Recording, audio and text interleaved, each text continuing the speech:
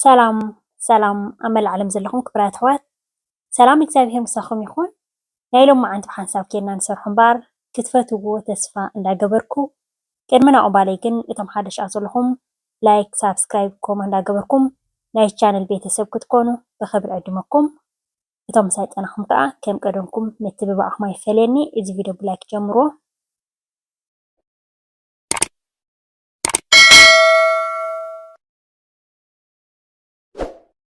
ናይ ሎሚ መዓልቲ ብሓንሳብ ኬድና ንሰርሖ እምበር ሓድሽ ዓመት ከም ትሪእዎ ዘለኹም ይመፀና ኣሎ፣ ልደት ይመፀና ኣሎ። ንዝተፈላለየ ፕሮግራምና ድኻም ዝበሃል ዘይብላ ግዜና ቆጣቢት ኣዝያ ፅብቕቲ ዝኾነት ሜስ ብሓንሳብ ኬድና ክንሰርሕ ኢና። ሜስ ብብዙሕ መገዲ ክንሰርሖ ንኽእል ኢና ማለት እዩ። ዝተፈላለየ እውን ሰሪሐ ኣለኹ። ናይ ሎሚ መዓልቲ ግን ብጣዕሚ ኣብ ሓፂር ግዜ ብፍላይ ብስራሕ ድዩ ብዝተፈላለየ ቢዚ ንኾን እንተኮይንና ከምዚኣ ጌርና ንሰርሓ ኣዝያ ከዓ ጥዕምቲ ክንደይ ግዜ ፈቲነያ ኣነ ማለት እዩ። ሕጂ ኣብዚ ዕንጨይቲ ናይ ጎይሶ ኣዳልየ ኣለኹ ማለት እዩ። ከም ትሪእዎ ዘለኹም ረጒድ እንዲ ዝመፅእ ዕንጨይቲ ናይ ጎይሶ ጭድድ ጭድድ ጭድድ ነብሎ ማለት እዩ። ርብዒ እየ ገይረ ዘለኹ 250 ግራም ማለት እዩ።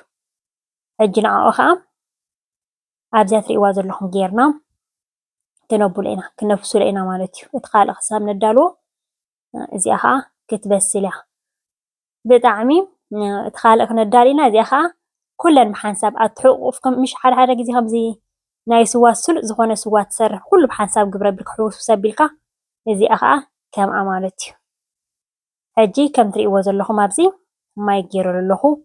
ማይ ገይረ ከዓ ሕፅብ ሕፅብ ከብሎ እየ ንእሽተይ እቲ ናቱ ሕፃቡ ጉሒፈ ከዓ ሕጂ ማይ ክነብስል ኢና። ሕጂ እቲ ካልእ ግዜ እንታይ ኢና ክንገብሮ ነርና ሳልስ ንጥጅኦ እሞ ሽዑ ካብቲ ናቱ ጥጅኡ ወሲድና ከዓ ብኡ ጌርና ኢና ነብስሎ ነርና። ንሎማዓንቲ ሕጂ ማይ ጌርና ኢና ክነብስሎ ማለት ምክንያቱ ክነተሓቋቁፎ ስለዝኮና ብሓንሳብ ጌርና ከም ትሪእዎ ዘለኹም ሓፃፂበ ወዲኡ ከዓ ኣምፅየ ኣለኹ። ማይ ሕጂ 1 ሊትሮ ክንገብረሉ ንኽእል ኢና ወይ ከዓኒ 700 ሚሊ ሊትር ከዓ ክንገብረሉ ንኽእል ኢና። ካብ 1 ኪሎሲ ቁሩብ ጉድል ዝበለ ምክንያቱ ብስል እንተይልና ክሳብ እቲ ሕብሩ ፅልም ዝብለልና እቲ ናቱ ትሕዝቶ ይወፅ ኣሎ ማለት እዩ። ሕጂ ክሳብ 20 ደቂቕ ክሳብ 15 ደቂቕ ዝኾን ከዓ ኣብኡ ጠቕ ክነብሎ ንኽእል ኢና ማለት እዩ። ሕጂ ከም ትሪእዎ ዘለኹም መጀመርያ ፃዕዳ ነይሩ ሕጂ ግን እንዳበለ ከድ ኣሎ። ኣብዚኣ ግን ክንጥንቀቃ ዘለና እቲ መኾስ ፀብሒ ንሰርሓሉ ተኮይና ምክንያቱ ቀመማት ስለ ዘለዎ እቲ ናይ ፀብሕና ከምኡ ዓይነት ክንገብር የብልናን። ናይ ዝተፈላለየ ዋላ ኣብ ስዋ ድዩ ዋላ ኣብ ሜስ ድዩ ልክዕ እቲ ናይ ቀመም ፀብሒ ከበላሽወልና ዝኽእል ብጣዕሚ እዩ ጥንቃቐ ዘድልየና። ፅሩይ ዝኾነ ዘይንጥቀመሉ ኩሉ ግዜ ንጥቀመላ ንስዋ ንሜስ ሓንቲ ክንፈሊ ከለና ፅብቕቲ ማለት እዩ። ከም ትሪእዎ ዘለኹም ኮይኑ ሕጂ ፅቡቅ ገይሩ ኣብስል ኣቢልና ሕጂ ክነዝሕሎ ኢና። እቲ ካልእ ስለ ዝቀራርቦ እዚ ከዓ እንዳዝሓለ ክፀንሕ ማለት እዩ። ማለሲ ብውዑይ ክንገብሮ የብልና ፅቡቅ ገይሩስ በቃ ዝሕል ክእል ኣለዎ። ሕጂ ኣብዚኣ መዓር ከዓ ኣዳልየ ኣለኹ ንዓኡ ዘድልየኒ ቀመማት ማለት እዩ። ኩለን ብሓንሳብ ጌርና ኢና ሕውስውስ ክነብላ። መዓር ሕጂ ዳሕራይ ክነልሕሶ ከለና ክንቅርቦ ከለና ማለት እዩ ኩሉሲ ኣይእትዎን እየ ንዳሕራይ መቐረ ክነብሎ ከለና መልሓሲ ዝኸውን ንሕጂ ከዓኒ ክንገብረሉ ኢና ማለት እዩ። እቲ መትሓዚና እዩ ዝውስኖ ሕጂ ንሓደ ኪሎ ብዙሓት 1 ኪሎ መዓርሲ ክንደይ ሊትሮ ማይ የድልዮ ንዝብል ሕፍስ ዝበለ ተደሊና 1 ኪሎ 3 ሊትሮን ፈረቓን 4 ፈረቓን ከዓ ንገብረሉ ማለት እዩ። እሪ ሓፊስ ኮይኑ ከምዚ ናይ ውራይ ገለ ዝግበር ተኮይኑ ሕጂ 1 ኪሎ መዓር 3 ኪሎን ፈረቓን ከዓ ማይ 3 ሊትሮን ፈረቓን ማይ ከዓ ንገብረሉ ማለት እዩ። ሕጂ መጀመርያ እንታይ ገይረ ፀኒሐ መፋልሕቲ ዝኾነና ናይ ሜስ ክንሰርሕ ከለና ኣብ ፍርጅ ቅንስ ኣቢልና ምሽ ነቐምጦ ኣይባላሸን።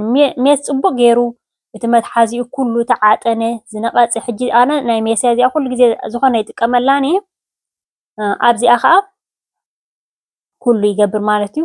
ተዓጣጢና ነቂፃ ሬዲ ኮይና ኣላ ኩሉ ግዜ እንታይ ዝበሃል ጥንቃቐ የድልዮ እዩ ኣይባላሸን። ፅቡቅ ጌርና ተሰሪሕናዮ ኣብ ፍርጅ ጌርና መፋልሕቲ ዝኾነና نحناس جمرت إنا ميس بهالجرنا عين فلتينا حجي مفالحتي سنتاي كنقبر بزحات حجي كوم إلك نفتنا ميس تسحفالي إخن مارتيو نيشتي انتاي زبهال كنتقام نخلينا نيشتي حدا كوبايا زخون بيرة كنتقامو لنخلينا مفالحتي ወይ ከዓኒ ለቢቶ በታ ናይ ሽኮር ማንካ በኣኻ ሓንቲ ክንጥቀም ንኽእል ኢና ማለት እዩ ሕጂ እንታይ ገይረ ኣለኹ ሓደ ኪሎን ፈረቓን መዓር ከዓ ተጠቒመ ኣለኹ ማለት እዩ ሕጂ ንዓኡ ኣብኡ ክሓቁቕ ይበዓሊልና ክንገድፎ የብልናን ምክንያቱ ስትም ክብል ስለ ዝኽእል ፅቡቅ ጌርና ከምዚ ጌርና ሕቕቕ ክነብሎ ኢና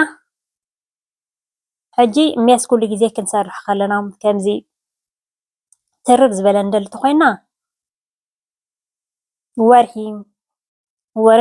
ወርሕን ሓደ ሰሙንን ቡርቱዕ ማለት እዩ ንሕናስ ደቂ ኣንስትዮ ምስ ሰበትና ኮይና ክንሰቲና ናይ ኣውደ ዓመት እንተኢልና ከዓ እንታይ ዝበሃል ማለት ሕጂ እንታይ ገይረ ኣለኹ ዕርዲ ከዓ ሓንቲ ማንካ በታ ናይ ሽኮር ተጠቒመ ኣለኹ ዕርዲ ማለት እዩ ብጫን ሕብሪ ክኸውን ምንታን ኣብኡ ከለዉ እውን ብናሃቱ ሕብሪ እውን ቀይሕ መዓር ንጥቀም እንተኮይና ደሓን እዩ ናሃቱ ሕብሪ ገብሮ እዩ እንደገና እንታይ ገይረ ኣለኹ ዘቢብ ከዓ 100 ግራም ካብ ርብዒሲ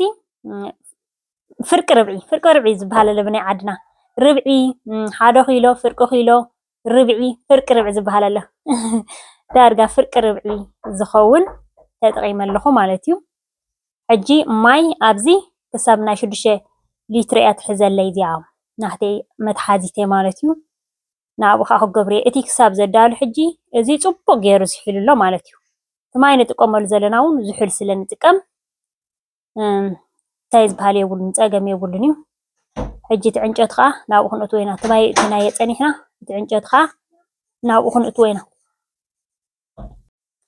ቀስ ኣቢልና ኩሉ ኣትእቱ ክነብሎ ኢና ማይ ንዝጥቀመሉ ግን ምክንያቱ እቲ መፋልሕቲ ናይ ሜስ ጌርና ስለ ዘለና ቀስ ኢሉ ስለ ዝፈልሐና ፀገም የብሉን እዩ ማይ ኖርማል ዝሑል ከምዚ ውዒ ገለ ክንገብር የብልናን ምክንያቱ ክመፅፅ ክባላሸወና ይኽእል እዩ ዘቢብ ዋላ ሓደ ፀገም የብሉን እዩ ክሳብ ርብዒ ተገበርናሉ ዋላ ፀገም የብሉን እዩ የጥዕመልናን ይሕፍሰልናን የፀብቐልናን እምበር ሽግር ዝበሃል ነገር የብሉን እዩ እዚኣ ሕጂ ምልእ እንተቢልያ 6 ሊትር እያ ቁርት ለጉድ እንተቢልያ ከዓ 5 ሊትርን ፈረቓና ዘናህተይ መትሓዚት ፅቡቅ ገይሩ እቲ ናሃቱ መዓሩ ሕቕቕ ኢልና ኣሎ ሕጂ ኩሉ ግዜ ከዓ ሜስ ከምዛ ምክንያቱ ፈሊሑ ስለቲ ክትኮሰና ስለ ዝኽእል ብዝተኸኣለ መጠን ናፅነት ዘለዎ ምንታን ክኾነልና እንታይ ዝበሃል ክንገብር ክንክእል ኣለና ማለት እዩ ልእቲ ዝኾነት ሜሳት ሕቑፍ ኣቢልና ድሕሪ 3 ሰሙን ከዓ ተመሊሰኩም ዘለኹም መጀመርያ ሙሉእ ንሙሉእ ኣይከፍተን እየ ምክንያቱ ክትኮሰና ይኽእል እዩ ቀስ ኣቢልና በቲ ኣንፈስ ኣቢልና በቲኣ ከዓ ንገብራ ከም ትርእይዎ ዘለኹም እቲ ዘቢብ ዝገበርና ንላዕሊ ውፅእ ኢሉ ከምዚ ኮይኑ ከዓ ፍልሕ ኢልና ቀኒ ኣሎ ሜስ ከም ዝበልኩም ትርር ዝበለ ተደልና ክሳብ ወርሒ ንገብሮ ክሳብ ናይ 2 ሰሙንን ፍኹስ ዝበለ ክንገብሮ ንኽእል ኢና ናይ 3 ሰሙንን ማለት ሕጂ ናይ 3 ሰሙን እየ ገይረዮ ዘለኹ ኣነ ናይ ዝተፈላለየ ምክንያቱ ከከም ዝደለናዮ ክሳብ ናይ ወርሒ ዝሰራሕኮ ቪድዮ ኣሎ ናይ ወርያት ቪድዮ ክንሰርሕ ከለና ዓብይ ጎማ ገይረ ዝሰራሕኮ ኣሎ ማለት እዚኣ ናይ ኣውደ ዓመት ገለ ኮንኮለን ዝበለ ዝገብር ሕጂ ኩሉ ግዜ ንዓኡ ነቲ ታይ ሜስ ቅርብ ኣቢልና ታይ ዝበሃል ክንገብር ዘለና ማለት እዩ ክንቅርብ ከለና ኢና መዓር እንዳገበርና ኣሕድስ ነብሎ ምክንያቱ ተሪሩ ስለ ዝቕኒ ሕጂ በዛ መኾስ ጌርና ፅቡቅ ጌርና እቲ መዓር ከዓ ከነብሎ ኢና ብድሕሪኡና መትሓዚና ከዓ ንገብሮ ማለት እዩ ብጣዕሚ ስልእቲ እያ ብፍላይ ብስራሕ ቢዚ ብዝተፈላለየ ግዜ ዝሓፅረና ከምዚ ኣግብር ኣቢልና ኣትሕቑፍ ኣቢልና ኣዝዩ ከዓ ጥዑም እዩ ዝመፃነ ብኩሉ እየ ዝፍትኖ በቲ ንውሕ ዝበለ ፕሮሰስ ዘለዎ ግዜ ዝወስድ በዚ ፍትኖ እሞ ብጣዕሚ ከዓ ፅቡቅ ኮይኑ ዝረኸብክዎ ከዓ እዚ ማለት እዩ ክቡራት ኣሕዋተይ ከምዚ እትርእይዎን ዘለኹም ሜስና ኣዝዩ ፅቡቅ ዝኾነ ሜስ ብሓንሳብ ዝሰራሕናዮ ንቀደም በሉ እንዳበልኩ እየ ርሑስ 1 ዓመት ቅንያት ይግበረልና ናብ ብርሃነ ልደት ከዓ ብሰላም የብፅሐና ከምዚ ኣግብር ኣቢልና ንኣውደ ዓመትና ክንሰርሕ ንኽእል ኢና ማለት እዩ ንሎማዓንቲ በዚ ከዓ ኸኒ ጀሚረ ክሳብ ዝውድእ ዝተኸታተልኩምኒ ካብ ልበየ ዘመስግነኩም ብካልእ ትሕዝቶ ክሳብ ዝምለሰኩም ሰላምን ጥዕና ነብብ ዘለኹም ሞ ሰሰናይ